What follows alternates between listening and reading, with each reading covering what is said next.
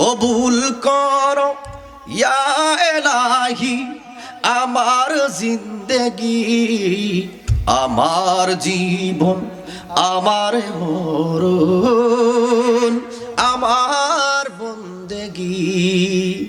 এ আমার চরণের পুরা গভীর মনোযোগ। আমি আপনাদের সামনে কি বলবো, আমার নবীর শান ও মান নিয়ে যদি আলোচনা করি শেষ হবে না। আমার নবীজির শান ও মান নিয়ে আলোচনা করে শেষ হবে না। এরপরে আমি যদি কিছু কথা বলি, সেই কথাগুলি বললে আপনার দিলের মধ্যে গাইত্যা রাখতে হবে।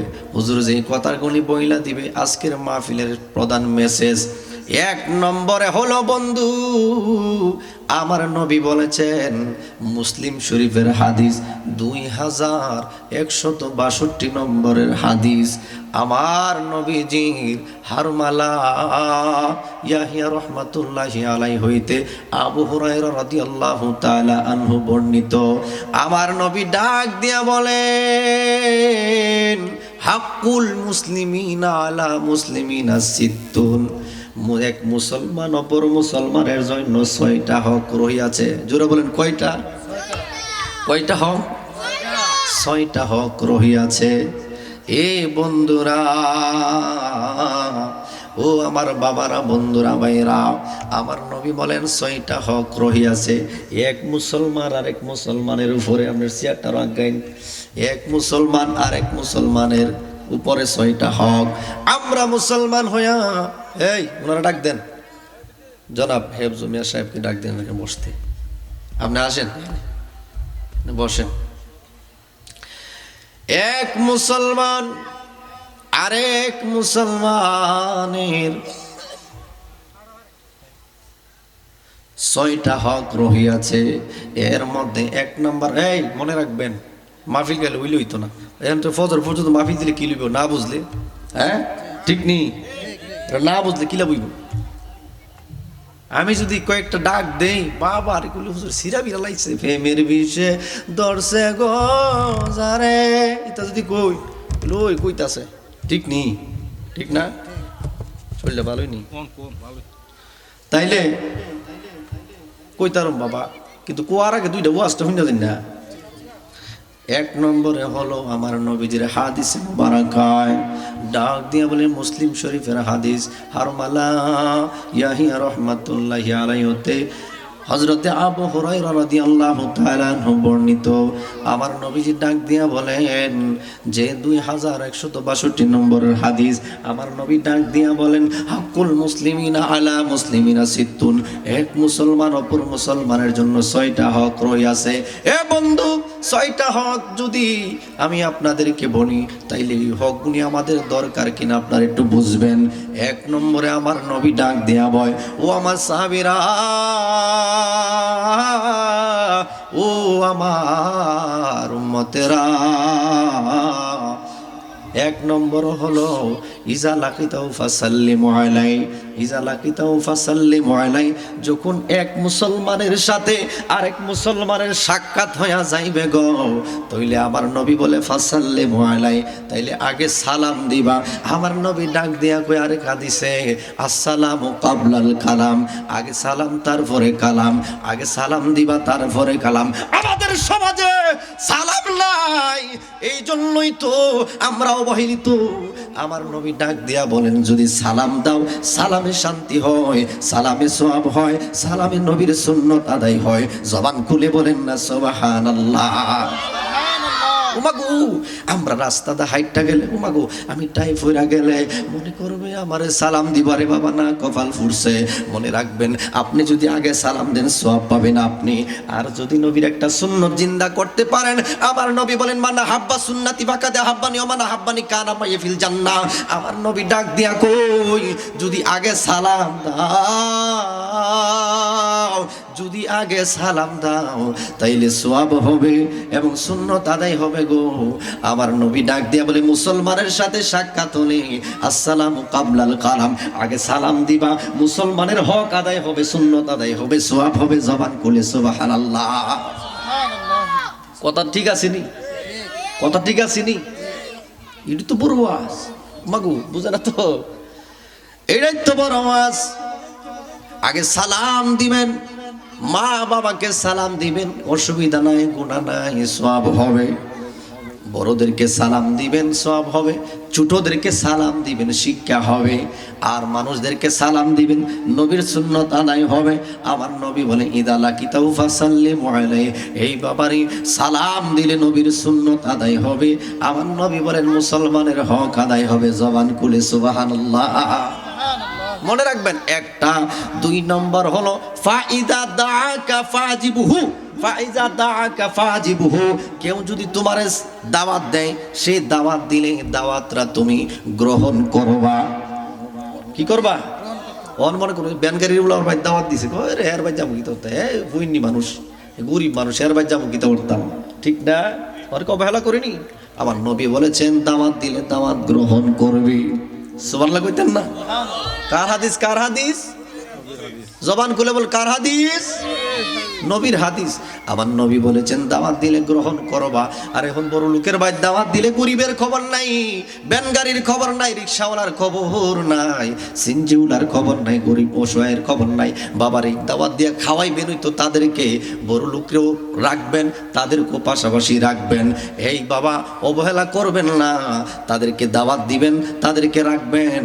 এই জন্য আমার নবী বলেন ফাইদা দাআকা ফাজিবহু, কেউ যদি দাওয়াত দেয় তার দাওয়াতে গ্রহণ, অংশগ্রহণ করবে। জবান খুলেই বলেন না সুবহানাল্লাহ। আরে দাওয়াত দিলে দাওয়াত গ্রহণ করবেন। যদি কোনো বাড়িতে মেহমান যায়, সেই মেহমানদারি করবেন। মেহমান যাওয়া হলো নবীর, আর নবী বলেছেন জবান মোবারকে আল্লাহর রহমত। জবান খুলে বলেন না সুবহানাল্লাহ। গেল 2 নাম্বার পয়েন্ট। 3 নাম্বারে আসেন।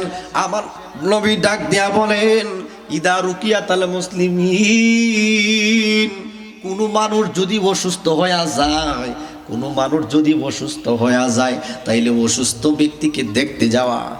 সুবহানাল্লাহ কোন না? আমরা যাইনি ও বলে এর অসুস্থ হয়েছে, আল্লাহ দিছে মোরগ দয়ে, এ মোরগ এ বড় ধরনের অসুস্থতা হয়েছে, কয়ে এ মোর বই আল্লাহ দৌড়ছে এইবার। না বাবা না, এটা বলবেন না।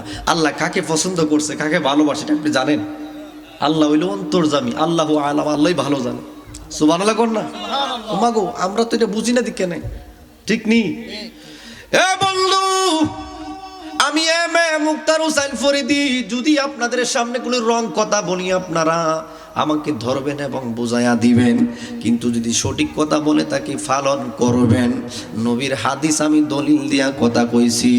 এ বাবা, আবার নবী ডাক দিয়া বলেন ইজা রুকিয়াতাল মুসলিমিন, কেউ যদি অসুস্থ হয়, অসুস্থ ব্যক্তিকে দেখতে যাবেন, অসুস্থ ব্যক্তিকে দেখতে যাবেন, মাথার মধ্যে হাত দিবেন, তাকে সান্ত্বনা দিবেন। নবীর সুন্নত আদায় হবে গো, এবং মুসলমানের হকও আদায় হবে, রোগীও খুশি হবে, আমার আল্লাহও খুশি হবে। জবান খুলে বলেন না সুবহানাল্লাহ। মাওলা তুই রে তুই, আওয়ালে আখিরে মাওলা কন্যা, মাওলা তুই রে তুই, আওয়ালে আখিরে। আরে ইব্রাহিম রে ফালাইলো নমরুদের আগুনে, মাওলা নমরুদের আগুনে। আরে আগুনে হইল ফুল বাগিচা, আগুনে হইল ফুল বাগিচা, ইব্রাহিম জ্বলে না, মাওলা তুই রে তুই, মাওলা তুই রে তুই, আওয়ালে আখিরে কন্যা তুই, মাওলা তুই রে তুই। এই আমার আব্বা জিরানি গভীর মনোযোগ। আমার নবী বলেছেন অসুস্থ ব্যক্তিকে দেখতে যাবেন, অসুস্থ ব্যক্তি খুশি হয়ে যাইব, এবং নবীর সুন্নত আদায় হবে, মুসলমানের হক আদায় হবে, ঠিক কি না? তাইলে রুগীটারা যদি দেখতে যান, দেখ আপনারা ফাঁসা দইতো না মিয়া, কই না হইবনি আপনারা ফাঁসা দিব পারি, আমার দেখতে হয়েছে, এর বালা হোক আর না হোক, কবিলা আমার ইমুকে দেখতে হয়েছে, ঠিক না? এই যে হাফেজ ফয়সাল সাহেব দেখতে হয়েছে, বা আমাদের ব্যবসায়ী, বিশিষ্ট ব্যবসায়ী হযরত এই মোহাম্মদ এই হেফজু মিয়া সাহেব দেখতে হয়েছে, এইভাবে বলবে, ঠিক না? তাহলে দেখলে খুশি হইব না? ফারলে কিছু ফল লইয়া যায়, 2টা খেজুর লইয়া যায়, একটু সান্ত্বনা দিয়ে সওয়াব হবে, আল্লাহও খুশি হবে, রুগীও খুশি হবে। সুবহানাল্লাহ কোন না? ও বন্ধু, এরপরে যে পয়েন্টগুলি আসতেছে আমি বলেছিলাম, 1 নম্বরে সালাম দিবেন, 2 নম্বরে মানুষের বাড়িতে দাওয়াত দিলে গ্রহণ করবেন, 3 নম্বরে রুগী দেখতে যাবেন, এবং 4 নম্বরে আপনার 4 নম্বরে যখন আলহামদুলিল্লাহ বলবেন, কি বলবেন? আলহামদুলিল্লাহ যখন বলবেন, আলহামদুলিল্লাহ বললে বাবারে আমার নবীজি বলেছেন আলহামদুলিল্লাহ যদি বলো, হাসি যদি আসে, আমরা হাসি আসে না, ঠান্ডা লাগলে হাসি আসে না, এই হাসি যখন দিবেন আল্লাহর শুকরিয়া আদায় করবেন। বাবারে অন্ত হাদিস অনেকে মানতেছে না, বিজ্ঞান কিটা কইছে, বিজ্ঞান বলেছেন যদি হাসি দাও, এই হাসির সাথে শরীরের অনেক ভাইরাসগুলি হাসিতে অনেকটি শরীর থেকে বের হয়ে যায়, এই জন্য নবী বলেছেন আলহামদুলিল্লাহ বলা। আর যদি আপনার সামনে আলহামদুলিল্লাহ বলে, আলহামদুলিল্লাহ যদি বলে, তাইলে নবী বলেছেন এই আলহামদুলিল্লাহর জবাব দিবে ইয়ারহামকাল্লাহ। সুবহানাল্লাহ কোন না, আল্লাহর রহমত তোমার উপরে নাজিল হোক। এটা কি আমরা কই না তো? আলহামদুলিল্লাহ বললে আল্লাহর শুকরিয়া আদায় করবেন, আলহামদুলিল্লাহ বলবেন। এবং আমার নবী বলেছেন আলহামদুলিল্লাহ বললে আরেকজন শুনলে ইয়ারহামকাল্লাহ বলবেন। এ বাবা গেল, এরপরে 5 নাম্বার আসতেছে।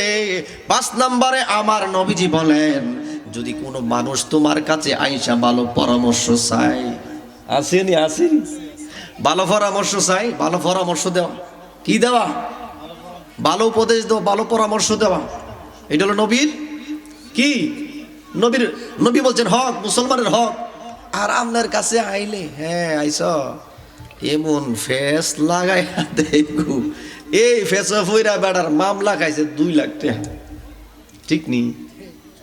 আর যদি বালা পরামর্শটা দিত এই মুখের কাছে গেলে বিচারটা শেষ হয়ে যাবে, ফার্স্টে হো লাগতো না। এটা হলো ভালো উপদেশ, ঠিক কি না? এরপরে আপনার কাছে আসছে, বাবা কেমনে আমি চলতাম না, কই না বাবা রে এখন থেকে ভালোভাবে চলিস, তোরে মাঝে খারাপ কখন থেকে আর খারাপভাবে চলিস না, সালাম দিস মানুষের রে, মানুষের হক নষ্ট করিস না, মানুষের ক্ষেতের ফানি ছাড়িস না, সুন্দর করে যদি বুঝ দে, এটা ভালো উপদেশ। বাবা নামাজ করিস, রোজা রাখিস, মামবার খেদমত করিস, এটা হলো ভালো উপদেশ, ঠিক কি না? আমার নবী বলেন ভালো উপদেশ চাইতে আসলে ভালো উপদেশ তুমি দিবা, ভালো উপদেশ চাইলে তুমি ভালো উপদেশ দিবা। এবার আমার বন্ধু ও চরনারায়ণপুরের দক্ষিণ পাড়া যুব সমাজ প্রবাসীদের উদ্যোগের আজকের মাহফিলের ভাইরা, বন্ধুরা, বাবারা, আমার নবী বলেছেন 6 নম্বরে হলো মানুষ যখন মারা যাবে রে, আমার আল্লাহ বলেছেন কুল্লু নাফসিন যায়কাতুল মাউত, প্রত্যেকটা প্রাণীর ওই মৃত্যুর স্বাদ গ্রহণ করতে হবে, ঠিক কি না? প্রত্যেকটা প্রাণীর ওই মৃত্যুর স্বাদ গ্রহণ করতে হবে। ওই মানুষ মারা গেলে মানুষের জানাজায় অংশগ্রহণ করা, বলেন না সুবহানাল্লাহ। এই জন্য আমার নবী বলেছেন মানুষ যখন মারা যাবে মানুষের জানাজায় অংশগ্রহণ করা, এটা হলো মুসলমান আরেক মুসলমানের হক, ঠিক কিনা? আমার মরণ আসিবে কখনো কেউ তো জানে না, আমি চলে গেলে আমায় তোমরা বইলা যায় না, আমার মরণ আসিবে কখনো, কন্যা আমার মরণ আসিবে কখনো কেউ তো জানে না, এই পৃথিবী তোমার আমার থাকার জায়গা না, অন্ধকার কবর যে আমার আসল ঠিকানা, ঠিক কিনা?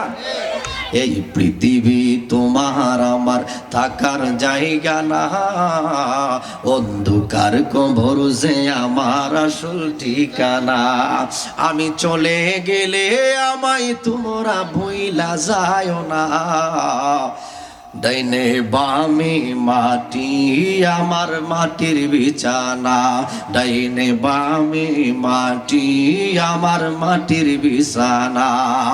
জবান খুলে বলেন না আল্লাহু আকবার। এই আমার বন্ধুরা রে বাবারা রে, আমার গলাটা বাবা অনেক ভাঙ্গা, কিন্তু মাহফিলে উঠছি পরে অনেক ক্লিয়ার হয়ে গেছে। আল্লাহু আকবার, আল্লাহু আকবার কইতেন না?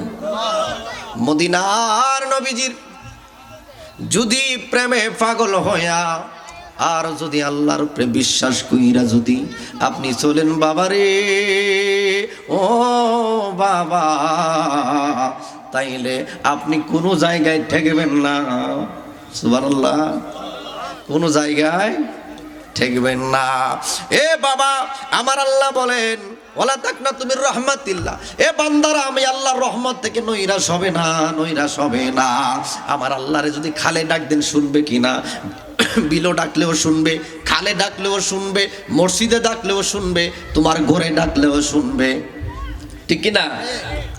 এই জন্য বলতেছি, সামনে রমজান মাস আসতেছে, এই রমজান মাসে নামাজ পড়বেন, কোরআন তেলাওয়াত করবেন, আমার আল্লাহরে ডাকবেন। এই জন্য আমার নবী বলেন, এ পৃথিবী ক্ষণস্থায়ী চিরস্থায়ী নয়। আমার নবীও দুনিয়া থেকে পর্দা করছেন, এখনো সবুজে গম্বুজের নিচে শুইয়া রইছে, ঠিক কি না? আমার নবীজি রাহমাতুল লিল আলামিন ডাক দিয়া বলেন, মানুষ যখন মারা যাবি, মারা গেলে মানুষের জানাজায় অংশগ্রহণ করবি। জানাজায় এমন একটা জিনিস, মানুষের শেষ নিদান কাল, ঠিক কি না? শেষ নিদান কাল। বাবারি দেখবেন, মানুষ নামাজ পড়ুক আর না পড়ুক, যাই করুক, মানুষ কিন্তু বাবা ওই জানাজায় শরীক হয়। কেন হয়? সেরে শেষ বিদায় দিবে, মানুষ তারে শেষ বিদায় দিবে, শেষ বিদায় দিবে, জনমের মতো বিদায় দিবে, জনমের মতো বিদায় দিয়া দিরে, জনমের মতো বিদায় দিয়া দিবে। এই জন্য আমার নবী রাহমাতুল লিল আলামিন ডাক দিয়া বলে, মানুষ যখন মারা যাবে তখন মানুষের জানাজায় অংশগ্রহণ করবে, অনেক সওয়াব হবে, পাহাড় পরিমাণ সওয়াব হবে। জবান খুলে বলেন না সুবহানাল্লাহ। আমার মরণের কতদিন বাকি আমি জানিলাম না গো আল্লাহ, মরণ কোন না, আমার মরণের কতদিন আল্লাহ, মরণের